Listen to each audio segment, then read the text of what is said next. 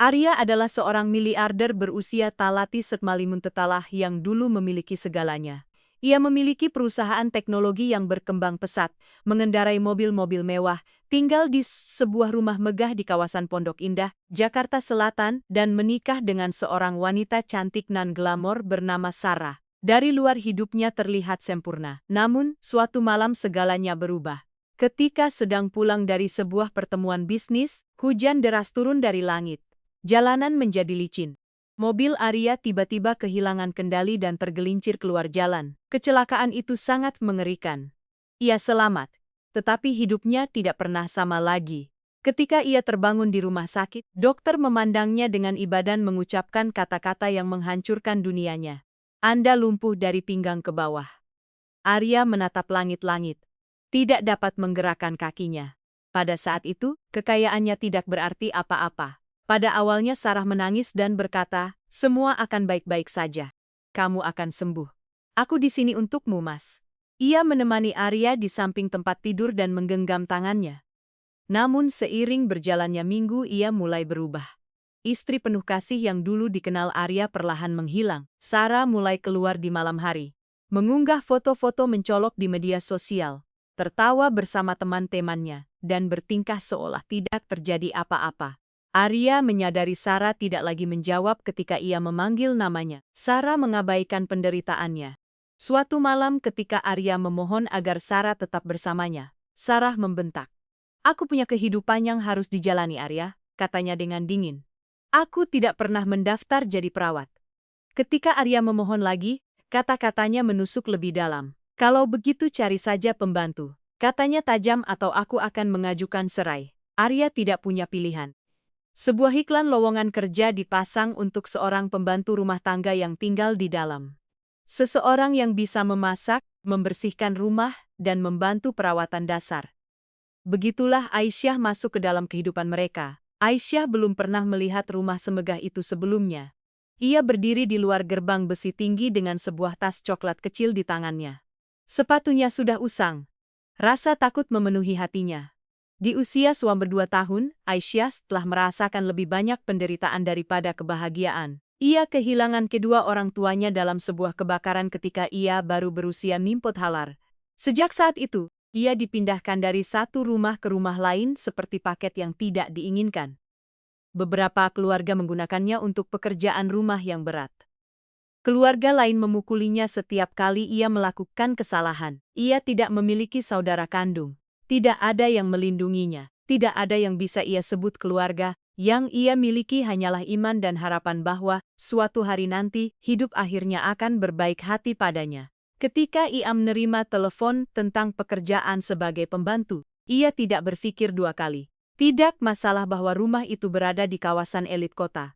Tidak masalah bahwa ia tidak tahu siapa miliarder itu. Yang penting adalah makanan, tempat berteduh, dan kesempatan untuk beristirahat dari penderitaan. Gerbang perlahan terbuka. Seorang pria berwajah dingin, dengan setelan jas hitam berjalan ke arahnya.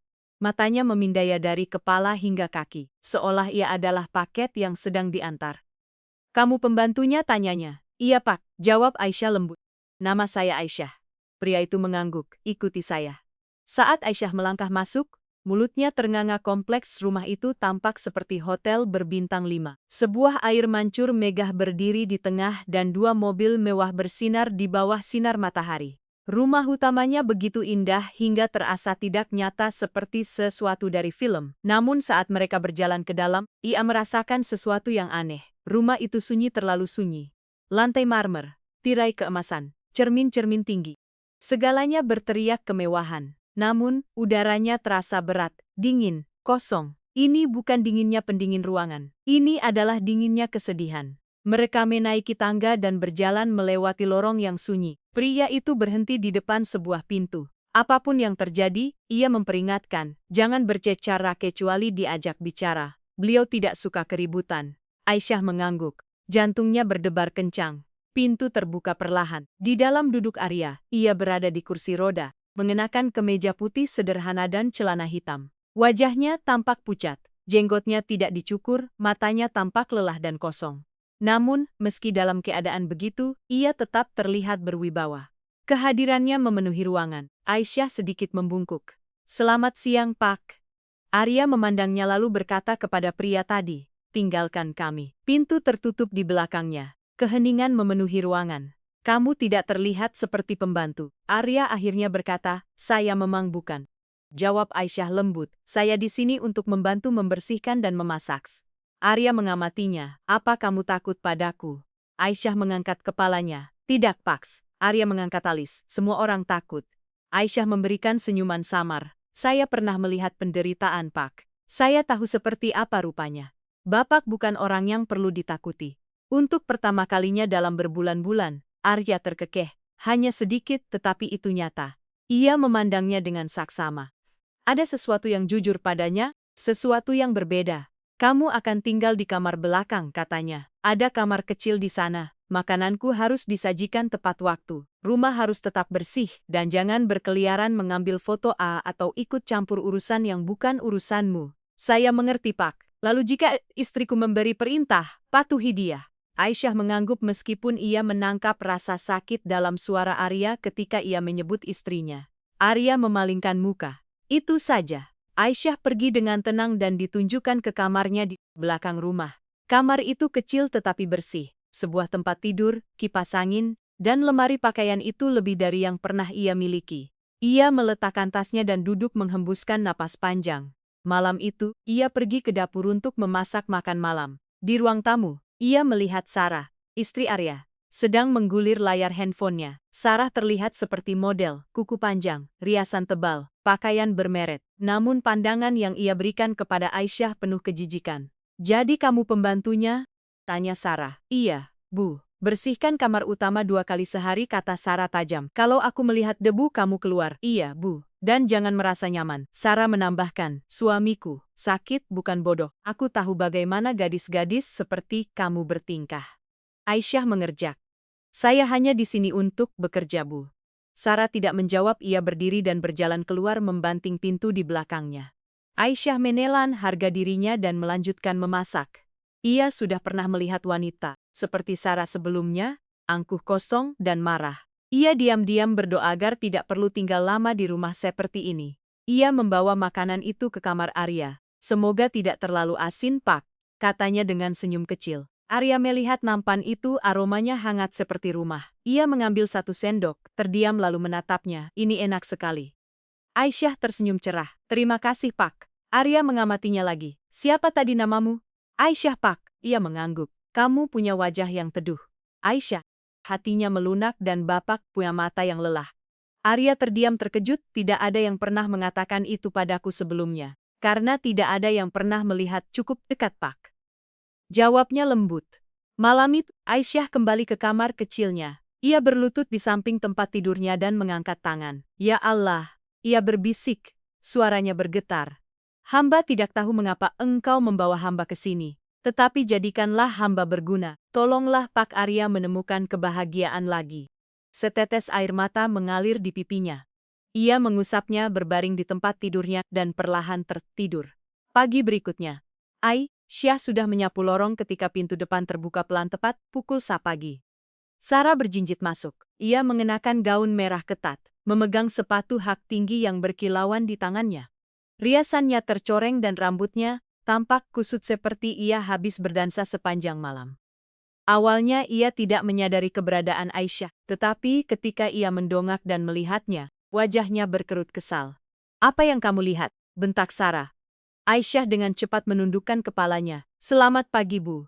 Sarah mendesis pelan dan naik ke atas tanpa mengucapkan sepatah kata pun. Aisyah memandangnya pergi. Sebuah perasaan berat yang aneh mengendap di dadanya. Nyonya rumah ini pulang saat matahari terbit, sementara suaminya yang sakit terbaring tak berdaya di tempat tidur. Ada yang sangat tidak beres. Pagi itu, Arya memanggil Aisyah ke kamarnya. "Kamu bangun pagi sekali," katanya saat Aisyah dengan lembut merapikan selimutnya. "Saya memang selalu bangun pagi, Pak." Jawabnya senyum lembut. "Saya suka mulai bekerja sebelum matahari benar-benar bangun." Arya tersenyum tipis. "Aku perhatikan, kamu berbeda." Aisyah ragu sejenak lalu berbicara dengan hati-hati. "Apakah Bapak ingin duduk di luar hari ini? Sedikit sinar matahari mungkin akan memperbaiki suasana hati Bapak." Arya terdiam. Aku sudah tidak keluar rumah berbulan-bulan. Ia menambahkan dengan lembut, saya akan mendorong kursi roda Bapak hanya beberapa menit saja. Setelah hening yang panjang, Arya mengangguk. Baiklah. Aisyah membantunya berpakaian dan perlahan mendorongnya ke taman belakang, udaranya segar. Burung-burung berkicau riang, bunga-bunga bergoyang lembut dalam hembusan angin. Arya memejamkan matanya dan menghirup napas dalam-dalam. Aku lupa bagaimana rasanya udara segar. Bapak terlalu lama terkurung di dalam, kata Aisyah lembut. Bahkan pohon pun butuh sinar matahari untuk tumbuh. Arya memandangnya. Kamu berbicara seperti orang yang banyak membaca. Ia tersenyum malu. Saya tidak pernah sekolah dengan layak, Pak. Tetapi saya membaca apapun yang bisa saya temukan. Buku menyelamatkan saya dari banyak malam yang sepi. Selama 1 jam berikutnya, mereka berbicara bukan tentang rasa sakit atau penyakit, tetapi tentang hal-hal sederhana, bunga, buku, mimpi. Untuk pertama kalinya dalam waktu yang lama, Arya merasa menjadi manusia lagi, bukan sekadar tubuh yang rusak. Namun, momen itu berakhir tiba-tiba. Apa yang terjadi di sini? Suara tajam Sarah bergema di seluruh taman. Ia berdiri di ambang pintu, tangan terlipat di dada, matanya menyala. Aisyah berdiri dengan cepat. Kami hanya menghirup udara segar, Bu. Sarah berjalan mendekat dan menatap Arya dengan tajam. Kamu tidak minta izinku sebelum keluar? Arya mengerutkan kening. Sarah, aku tidak butuh izinmu untuk mendapat sinar matahari. Sarah menoleh tajam ke arah Aisyah. Kembali ke dalam. Tanpa sepatah kata, Aisyah dengan tenang mendorong Arya kembali ke rumah. Malam itu, Arya menghadapi Sarah di kamar mereka. Kamu dari mana tadi malam? Tanyanya. Sarah memutar bola matanya. Kamu bukan ayahku, aku suamimu. Suami yang bahkan tidak bisa berjalan, katanya dengan tawa getir. Kamu tahu bagaimana rasanya terjebak dengan pria yang dulunya singa, tetapi sekarang hanya bayangan. Hati Arya hancur. Katamu kamu mencintaiku. Aku mencintai pria kuat yang dulu ada padamu, jawabnya dingin.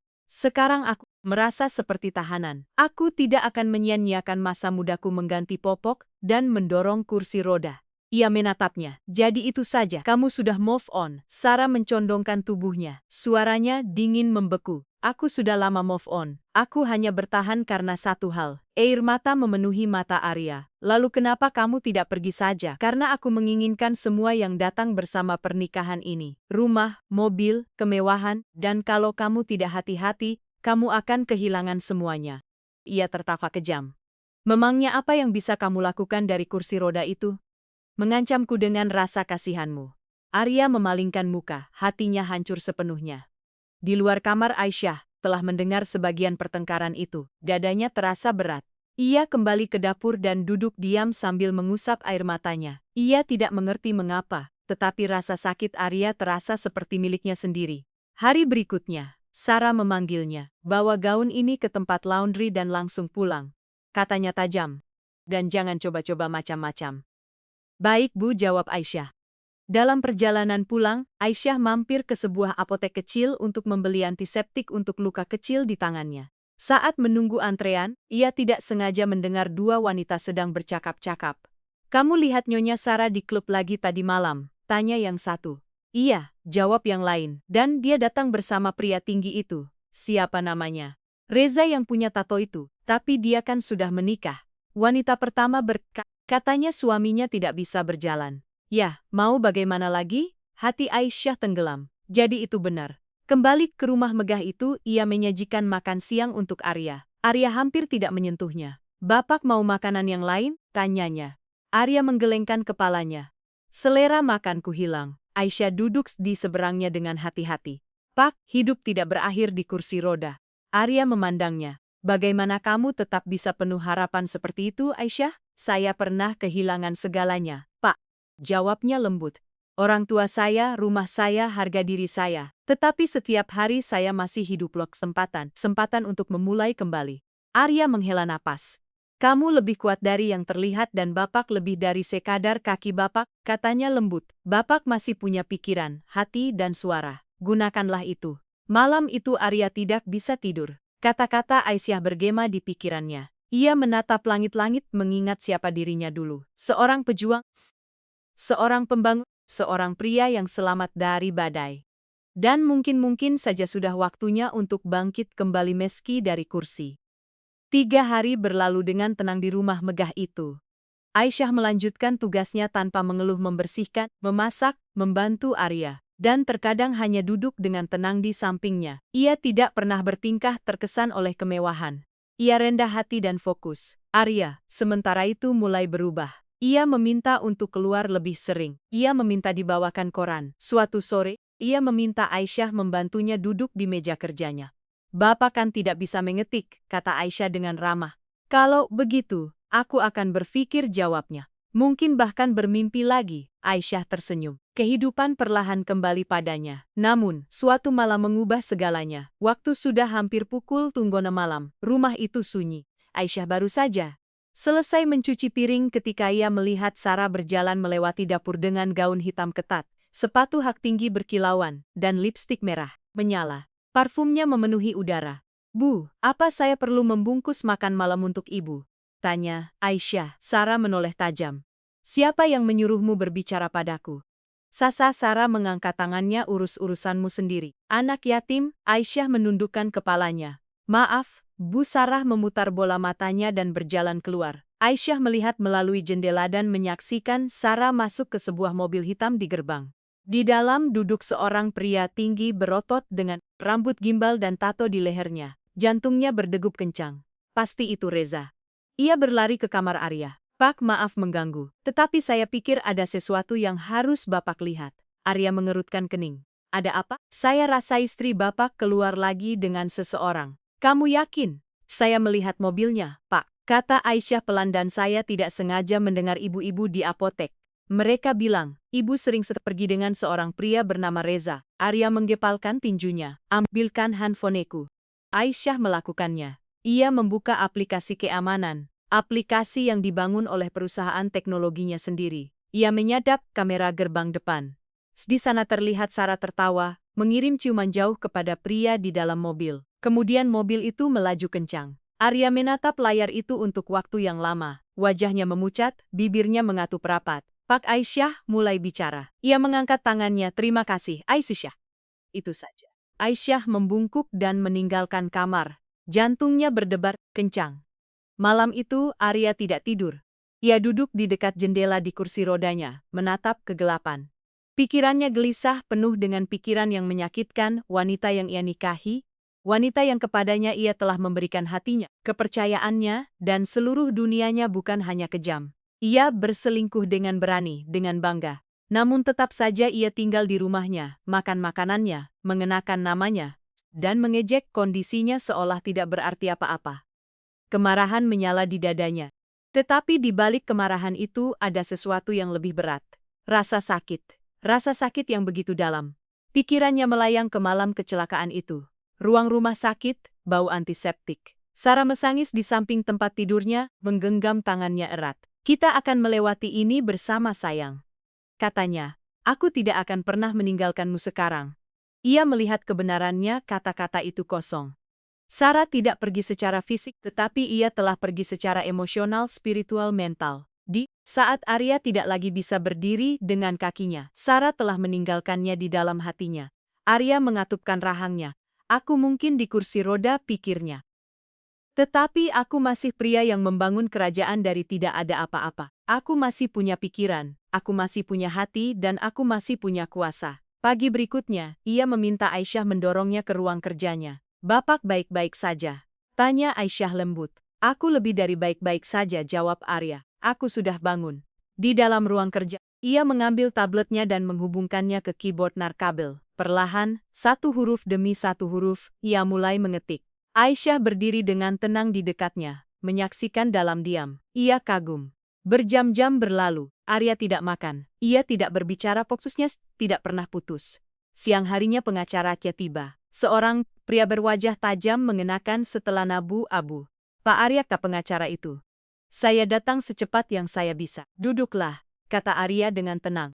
"Kita perlu bicara tentang surat wasiat saya dan pernikahan saya." Aisyah berdiri di sudut ruangan berpura-pura tidak mendengar. "Saya ingin semuanya diubah," kata Arya tegas. "Jika saya meninggal, Sarah tidak mendapat apa-apa. Bukan rumah, bukan saham perusahaan, bukan mobil, tidak ada." Pengacara itu mengangkat alis, tetapi mengangguk. Saya mengerti dan saya ingin Anda diam-diam mulai menyusun surat cerai. Baik, Pak. Aisyah mengamati dengan saksama. Ini bukan pria hancur yang ia temui beberapa minggu lalu. Ini adalah Arya, sang singa yang sedang belajar mengaum lagi. Malam itu, Sarah pulang dalam keadaan mabuk. Ia tidak melihat Arya sedang menunggunya di lorong. Malam yang menyenangkan, tanya Arya dingin. Sarah melonjak kaget. Apa kamu ngapain di sini? Aku ingin meregangkan kaki, jawabnya sarkastis. Meskipun itu sesuatu yang tidak akan kamu mengerti. Sarah mendesis. Jadi sekarang kamu memantau gerak-geriku. Aku sudah mengawasi semuanya. Sarah matanya membelalak saat Arya mendekat. Reza, kata Arya perlahan. Tato di leher mobil hitam. Sarah terkesiap. Kamu bahkan sudah tidak menyembunyikannya lagi. Arya melanjutkan. Kamu keluar seperti ratu. Lupa bahwa ini kerajaanku, rumahku, namaku. Aku. Ia mengangkat tangannya. Jangan hina aku dengan kebohongan. Mulai hari ini, aku bukan suamimu yang lemah. Aku sudah bicara dengan pengacaraku. Kalau kamu mau pergi, pergilah. Tetapi kamu akan pergi dengan tangan kosong. Sarah berteriak, kamu tidak bisa melakukan ini. Aku bisa. Jawabnya tenang, dan baru saja kulakukan. Ia menerjang maju untuk menamparnya, tetapi Aisyah melangkah di antara mereka. Jangan Bu, kata Aisyah pelan, menatap mata Sarah lurus-lurus. Jangan merendahkan diri ibu lebih dari ini. Sarah membeku. Kemudian ia tertawa getir, berbalik dan pergi dengan marah. Arya memandang Aisyah, matanya memerah. Maaf. Kamu harus melihat itu. Aisyah menggelengkan kepalanya. Saya justru senang akhirnya Bapak bangkit berdiri meski tanpa kaki. Arya memberikan senyum samar. Malam itu kemudian, Sarah kembali ke kamar Arya. Ia berlutut di samping kursi suaminya, menangis, menggenggam tangannya erat-erat. Arya, tolong, ia terisak. Aku minta maaf. Aku tahu aku salah. Aku sudah berubah. Sumpah demi Allah, aku sudah berubah. Tolong jangan tinggalkan aku. Arya tidak berkata apa-apa. Pria yang kamu lihat bersamaku itu. Ia melanjutkan cepat. Dia sepupuku. Aku hanya lupa memperkenalkannya dengan benar. Itu hanya salah paham. Setan sedang mencoba menghancurkan rumah tangga kita. Sayang, tolong jangan terjebak. Ia menangis lebih keras. Aku bodoh. Aku tidak menyadari apa yang kumiliki sampai aku hampir kehilangannya. Kamu suamiku. Aku masih mencintaimu. Tolong maafkan aku. Ayo kita mulai lagi. Aku janji akan lebih baik. Arya memandangnya untuk waktu yang lama. Kemudian ia berbicara dengan tenang. Aku akan menyuruh pengacaraku menunda, tetapi dengarkan baik-baik. Aku akan mengawasimu sebentar. Kalau kamu tidak berubah, Sarah, kamu keluar dari rumahku. Sarah segera menghapus air matanya dan memaksakan senyum. Terima kasih sayang. Terima kasih. Aku tidak akan mengecewakanmu. Ia mencium tangan Arya, berdiri dan keluar dari kamar. Namun begitu Sarah melangkah ke lorong, wajah menangisnya menghilang. Bibirnya melengkung dalam senyum dingin. Ia berjalan cepat ke kamarnya, mengunci pintu di belakangnya dan tiba-tiba meledak dalam tawa pelan. Pria ini, kira aku punya waktu untuknya, gumamnya pada dirinya sendiri. Ia menghadap cermin dan mengulanginya lagi seolah sedang berbicara pada pantulan dirinya. Pria ini kira aku punya waktu untuknya. Matanya menyipit. Dia akan menyesal pernah meragukanku. Aku akan mengurusnya perlahan-lahan. Dia tidak tahu apa yang mampu kulakukan. Nanti malam itu, Arya berada di ruang kerjanya ketika Aisyah masuk membawa makan malamnya. Terima kasih, Aisyah, katanya lembut. Duduklah. Aisyah duduk di seberangnya, hati-hati dan diam. Istriku datang padaku lagi, Arya memulai. Aisyah memandangnya. Apa kata ibu kali ini? Dia memohon katanya. Dia mengaku sudah berubah. Dia bilang pria yang kulihat bersamanya itu sepupunya. Dia bahkan berkata, setan sedang mencoba merusak pernikahan kita. Aisyah mengerjap. Apakah Bapak percaya? Arya menghela napas panjang. Tidak, tetapi aku bilang padanya, aku akan mengawasinya sebentar. Aisyah mengangguk perlahan. Aku masih tidak mempercayainya. Arya menambahkan, itu sebabnya, aku ingin kamu membantuku. Aisyah mengerutkan kening. Bantu aku mengawasinya dengan dekat, katanya. Aku ingin tahu apa yang dia lakukan di belakangku. Aisyah ragu, ekspresinya resah. Pak, apakah Bapak pikir itu ide yang baik? Arya memandangnya dengan serius. Aku tahu apa yang kulakukan. Aisyah diam sejenak. Kemudian ia berbicara dengan lembut. Pak, daripada terlalu fokus pada ibu, mengapa Bapak tidak fokus pada diri sendiri? Bapak sudah terlalu lama di kursi roda ini, mulailah berolahraga lagi. Bahkan gerakan-gerakan kecil pun mungkin akan membantu penyembuhan Bapak. Arya menatap Aisyah lama sekali. Kemudian suaranya berubah menjadi lebih lembut, lebih dalam. Aisyah, iya Pak, aku mencintaimu. Aisyah membeku. Apa Bapak bilang? Kamu dengar aku? Kata Arya dengan suara mantap. Aku mencintaimu Aisyah. Sejak hari pertama kamu datang ke sini, kamu menjadi cahaya di rumah ini. Kamu telah menolongku lebih dari siapapun. Aisyah menunduk terkejut dan bingung, jantungnya berdebar kencang. Pat, saya rasa Bapak sedang stres katanya. Cepat. Bapak butuh istirahat. Aku belum pernah seserius ini, jawab Arya. Aisyah berdiri perlahan, menghindari tatapan Arya. Pak, tolong jangan katakan hal-hal yang tidak mungkin terjadi. Bapak masih beristri dan saya hanya pembantu Bapak. Tanpa menunggu jawaban, ia berbalik dan pergi dengan tenang. Arya duduk sendirian dalam keheningan. Menatap pintu tempat Aisyah menghilang, dadanya terasa sesak, seolah hatinya terlalu penuh. Di ruang tamu, Sarah duduk di sofa dengan kaki menyilang menggulir layar handphonenya. Sebuah senyum mencemooh bermain di bibirnya. Ketika ia mendengar Aisyah berjalan melewati ruang tamu, ia memanggil dengan manis, Aisyah, iya, Bu. Kemari duduklah bersamaku, kata Sarah dengan tenang. Aku ingin bicara denganmu. Aisyah ragu. Tetapi ia menurut. Ia duduk di tepi sofa, tangan terlipat rapi di pangkuannya. Sarah tersenyum seperti orang yang baik hati, seperti seorang kakak. Aku mau tanya sesuatu, kata Sarah lembut. Apakah kamu mau melanjutkan pendidikanmu? Aisyah tampak terkejut. Iya Bu, saya sangat ingin kuliah. Itu selalu menjadi impian saya. Sarah mencondongkan tubuhnya lebih dekat. Bagaimana perasaanmu kalau aku membantumu kuliah ke luar negeri?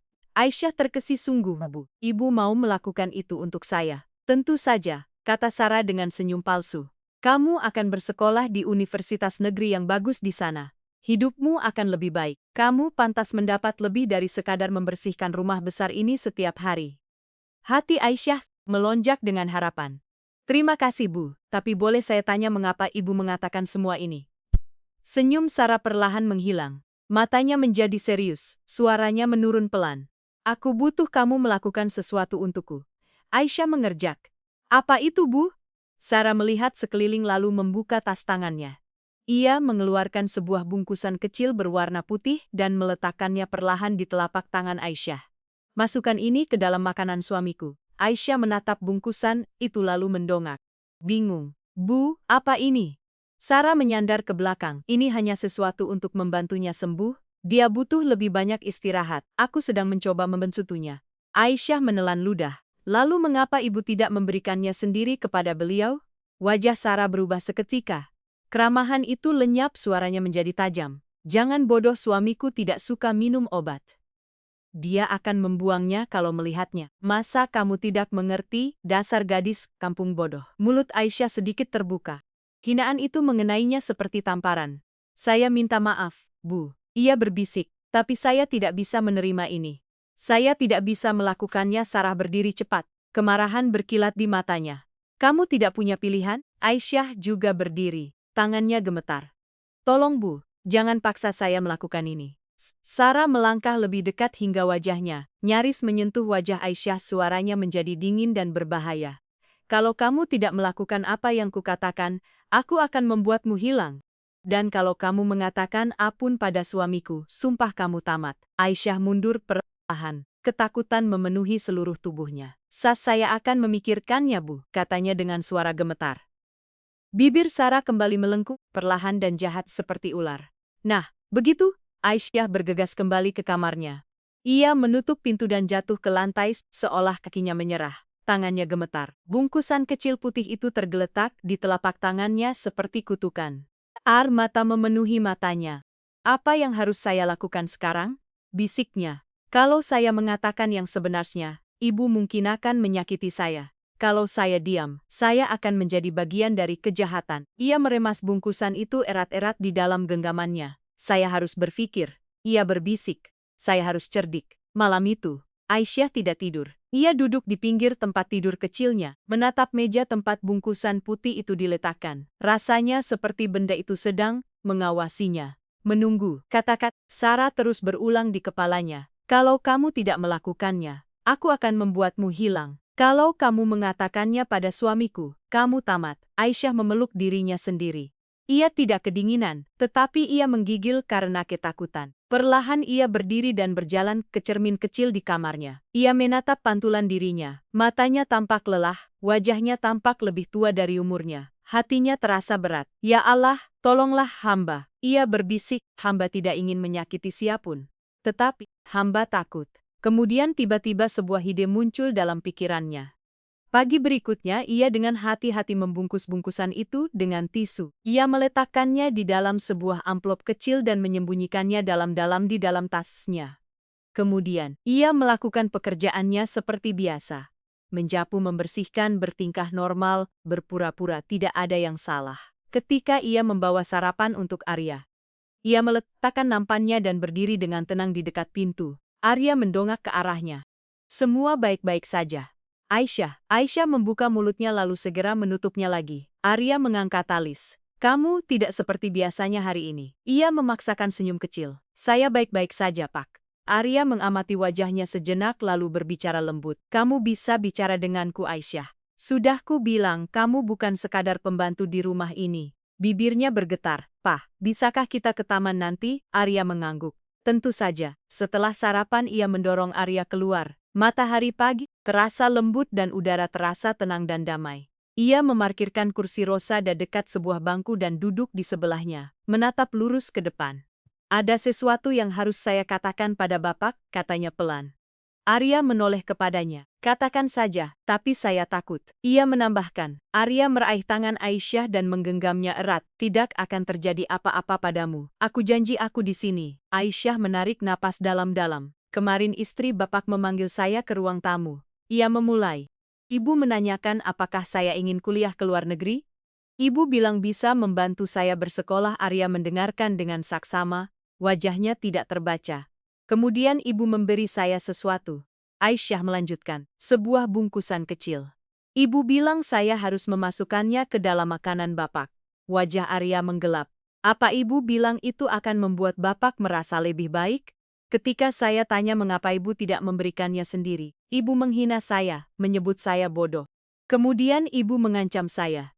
Ibu bilang kalau saya tidak melakukannya atau kalau saya memberitahu Bapak, saya akan hilang. Tangan Arya perlahan mengepal di pangkuannya. Aisyah cepat-cepat menarik amplop itu dari tasnya dan menyerahkannya. Ini dia, Pak.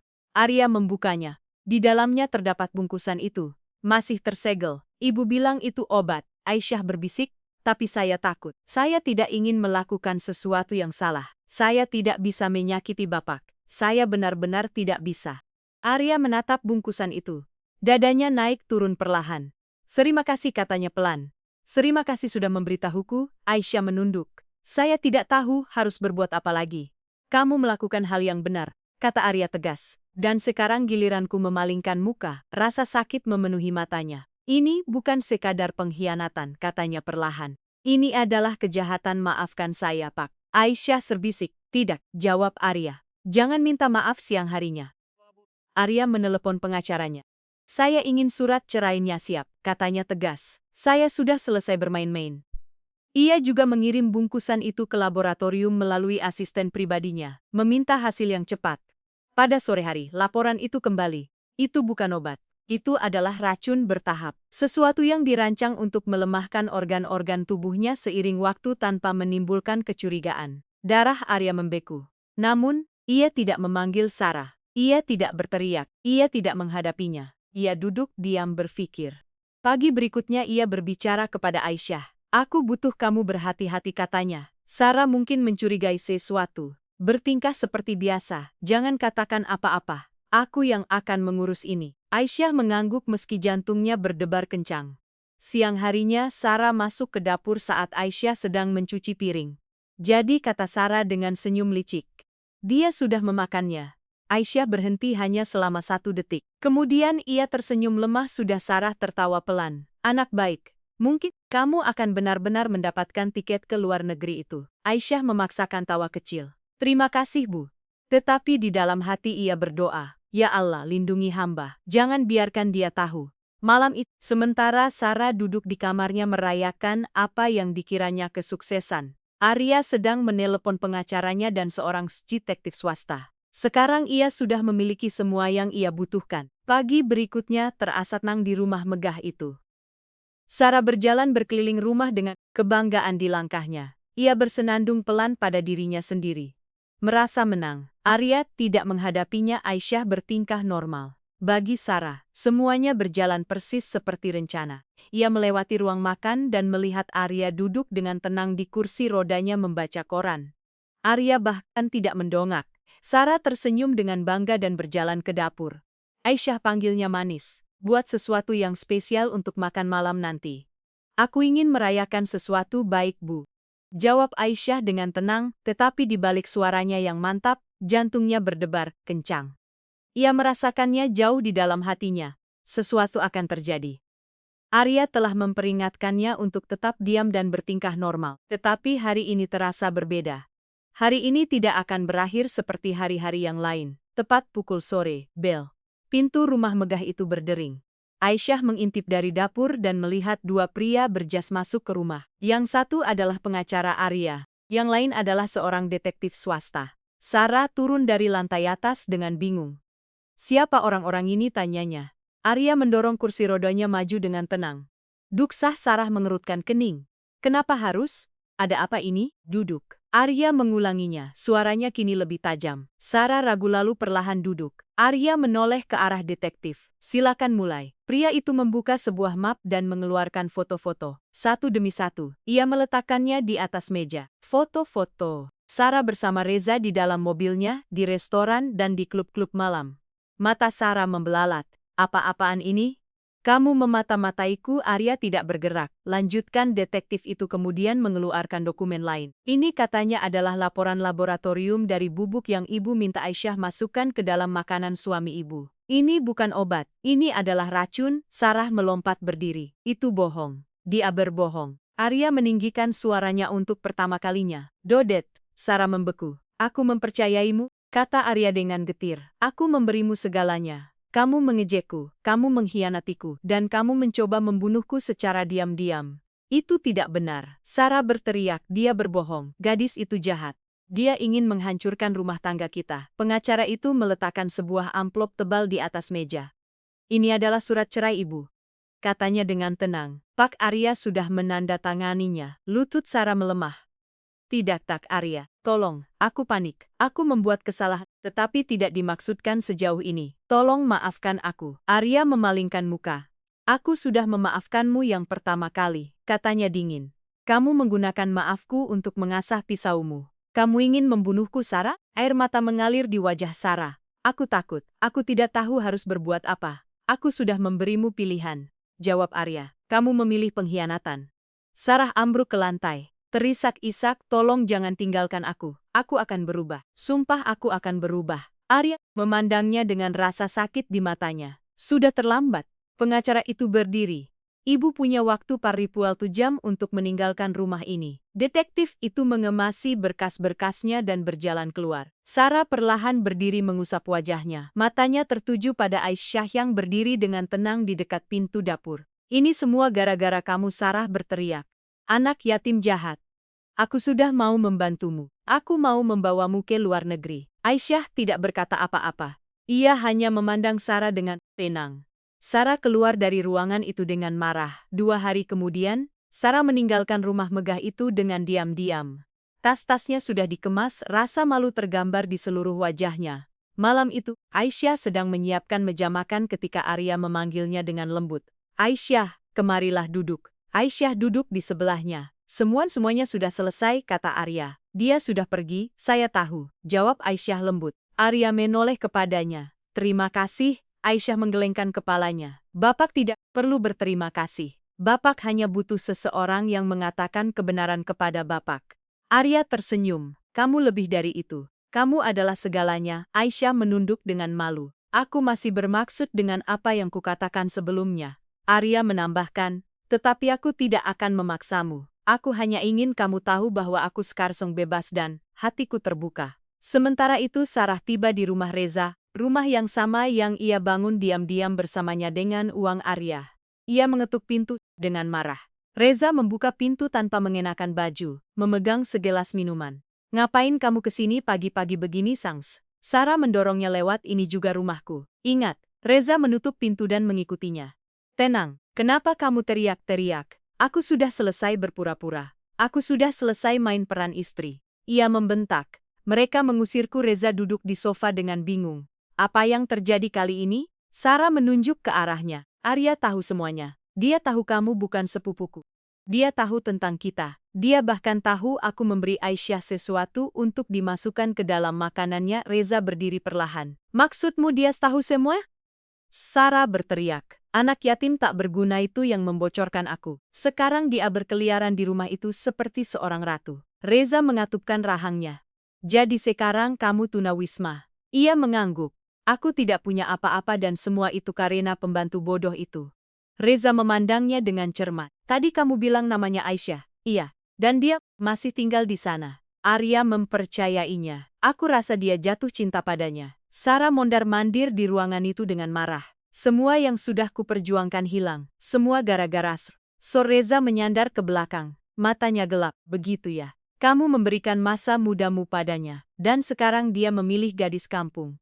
Persis kata Sarah. Dia lupa siapa yang berdiri di sampingnya sebelum kecelakaan itu. Reza terdiam sejenak, kemudian ia mengambil handphonenya. Ia katanya ke telepon. Aku butuh satu pekerjaan diselesaikan malam ini. Tidak ada penundaan. Berapa? Tanya suara di seberang. Berapun harganya? Jawab Reza. Akan kubayar. Ia menutup telepon dan tersenyum dingin pada Sarah. Sudah waktunya mengakhiri ini, katanya. Karena Arya dan gadis Aisyah itu kira mereka sudah menang, kita akan menunjukkan pada mereka rasa sakit yang sebenarnya. Mata Sarah berbinar. Maksudmu mereka akan hilang? Sarah tertawa jahat. Aku tidak sabar mendengar mereka hilang selamanya. Ia melemparkan sepatu haknya ke samping, tertawa keras. Orang-orang tidak berguna. Ia menyeringai. Biar mereka merasakan apa yang kurasakan. Reza menyerahkan minuman kepadanya. Tenang saja, aku sudah menghubungi orang yang tepat. Mereka tidak meninggalkan saksi. Sarah mengangkat gelasnya perlahan untuk balas dendam. Malam itu, sementara Arya berada di kamarnya membaca dengan tenang, Aisyah sedang di dapur membersihkan sisa-sisa pekerjaannya. Di jalan yang tidak jauh dari rumah itu, 3 sepeda motor hitam berhenti diam-diam di dekat rumah megah itu. 3 pria berpakaian serba hitam melompat turun. Wajah mereka ditutupi dengan masker. Itu rumahnya. Salah satu dari mereka berbisik, kita masuk, habisi mereka, dan menghilang tanpa suara. Tanpa kesalahan, mereka memeriksa senjata mereka dan bergerak perlahan ke arah gerbang samping. Di dalam rumah, Aisyah tiba-tiba mendengar bunyi klik pelan di dekat jendela belakang. Ia membeku, jantungnya mulai berdetak kencang. Ada yang tidak beres.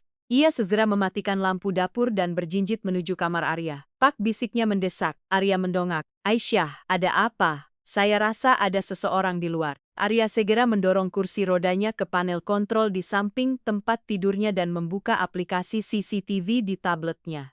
Apa yang ia lihat membuat jantungnya berhenti. 3 pria bertopeng sedang memanjat dinding belakang. Tanpa ragu, ia menekan tombol alarm.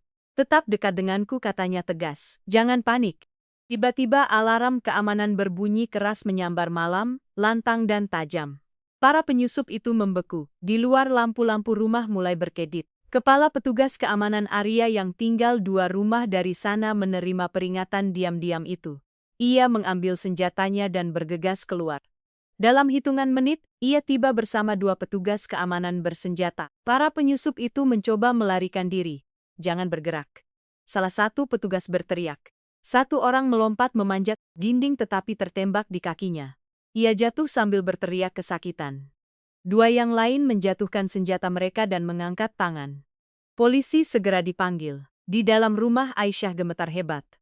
Arya menggenggam tangannya erat. Tenang, kamu sudah aman sekarang. Air mata mengalir di pipi Aisyah. Siapa yang tega melakukan ini pada kita? Arya sudah tahu jawabannya. Polisi tiba dan menangkap orang-orang itu. Setelah berjam-jam diinterogasi, salah satu dari mereka akhirnya mengaku, kami disuruh oleh seorang pria bernama Reza. Ia mengaku dia membayar kami untuk menyerang seorang pria di kursi roda dan pembantunya. Arya duduk dengan tenang saat petugas membacakan laporan itu. Dan Reza? Tanya Arya dengan tenang. Kami akan mengejarnya berikutnya.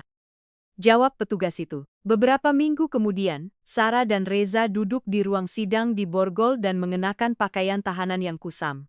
Wanita yang dulu mengenakan berlian dan gaun bermerek, kini tampak pucat, lelah dan hancur. Reza duduk di sebelahnya, kepalanya menunduk. Arya juga hadir di sana, duduk di belakang di kursi rodanya, mengenakan setelan hitam. Aisyah duduk di sebelahnya, memegang tangannya dengan lembut. Sidang dimulai, semua berdiri. Majelis hakim mengumumkan ruang sidang berdiri lalu duduk kembali. Jaksa penuntut umum melangkah maju. Setelah berminggu-minggu penyelidikan, katanya telah dipastikan bahwa terdakwa Sarah dan Reza merencanakan untuk mencelakakan Bapak Arya dan pegawainya, Saudari Aisyah. Bukti-buktinya meliputi rekaman panggilan telepon, transfer uang, rekaman CCTV, dan laporan laboratorium yang memastikan percobaan peracunan. Ini bukan perbuatan ceroboh. Ia melanjutkan, ini adalah kejahatan yang direncanakan. Sarah melompat berdiri. Yang mulia, saya ditipu. Saya tidak tahu itu racun. Reza yang memberikannya kepada saya. Reza bangkit. Dia berbohong. Dia yang membayar saya. Dia yang ingin suaminya mati. Diam. Hakim mengetuk palu. Keduanya langsung duduk kembali. Setelah meninjau kasus itu, hakim berbicara perlahan. Pengadilan ini menyatakan kedua terdakwa bersalah atas persekongkolan, percobaan pembunuhan dan kepemilikan zat berbahaya. Mulut Sarah terbuka, tetapi tidak ada suara yang keluar. Reza menyandar ke belakang dalam kekalahan. Pengadilan ini menjatuhkan hukuman kepada Sarah betia penjara. Hakim memutuskan dan Reza 12 tahun penjara. Gumaman memenuhi ruangan. Sarah berteriak dan menangis meledak-ledak. Aku tidak bisa masuk penjara, aku kaya.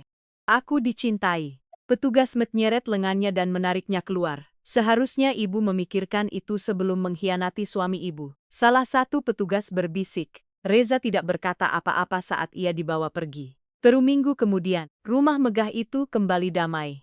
Tidak ada ketakutan, tidak ada teriakan, hanya tawa tenang dan pemulihan. Aisyah sedang di taman menyiram bunga ketika Arya mendorong kursi rodanya keluar. Ia tampak lebih kuat sekarang. Postur tubuhnya lebih baik, matanya bersinar. Aisyah, panggilnya lembut.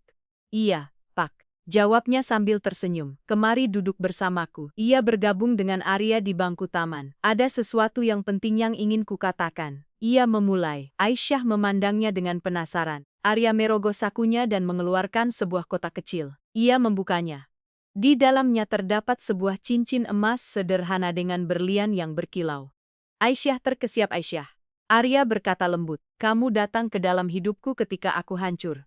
Kamu merawatku, percaya padaku, dan mencintaiku ketika aku merasa tidak berharga. Maukah kamu menjadi istriku? Air mata memenuhi matanya. Pak, jangan panggil aku Pak, katanya sambil tersenyum. Panggil aku Arya. Ia tertawa di sela tangisnya. Iya, Arya. Iya, saya mau menikah dengan Mas. Arya memandangnya lembut. Apakah kamu mencintaiku? Saya sudah lama mencintai Mas. Ia mengaku. Saya hanya takut. Arya tersenyum. Kemudian yang mengejutkannya ia berdiri. Aisyah melompat mundur. Mas Arya, Mas bisa berjalan. Ia tertawa.